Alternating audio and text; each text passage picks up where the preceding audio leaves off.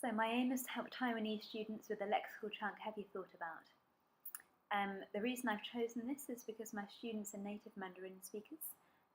They are aged 16 to 17 and they're language B students in our system, the equivalent to a B2 to a C1 level.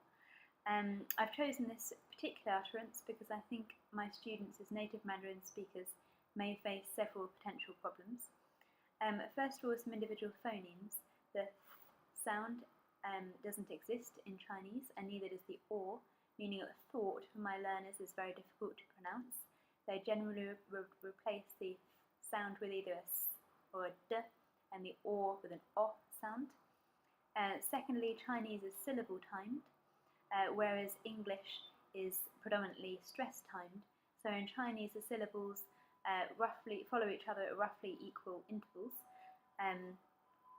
whereas English we have vowel reduction in this phrase. For example, the a sound in about is reduced to a schwa, about, and the u in the u sound is reduced to an like good, y, and both of those be confusing for my learners. Because Chinese is generally syllable timed, often their language sounds quite choppy when they speak in English.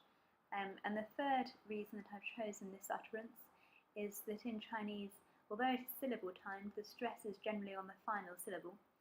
And also Chinese syllables never end in a consonant except for an or sound, meaning that Chinese learners often stress the last sound to produce an extra syllable, usually adding a schwa at the end. So for example, thought becomes thoughter, and about becomes abouter. So for these three reasons, I think this would be helpful for my learners to focus on. To teach this, I would move from a receptive to a productive awareness. So for the receptive awareness, I would write the sentence on the board, have you thought about, have you thought about, and then read the sentence to the students and ask them to see what they notice about it, and if there's anything they think is difficult. And if they find this hard to do, I might ask them to either say the sentence with me, or to say it and then listen to how I say it and listen to themselves again and see if they can notice the difference.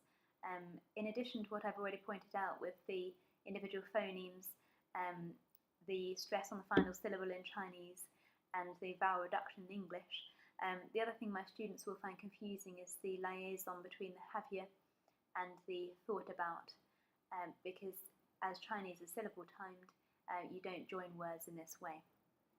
To move to the productive awareness, I would start by using a back chain to break the phrase up for the students. So we would start with the about, and to help the students become aware of the a being reduced to the sound, I might use my hands and show them a becomes about, to reduce it to a shorter sound, about.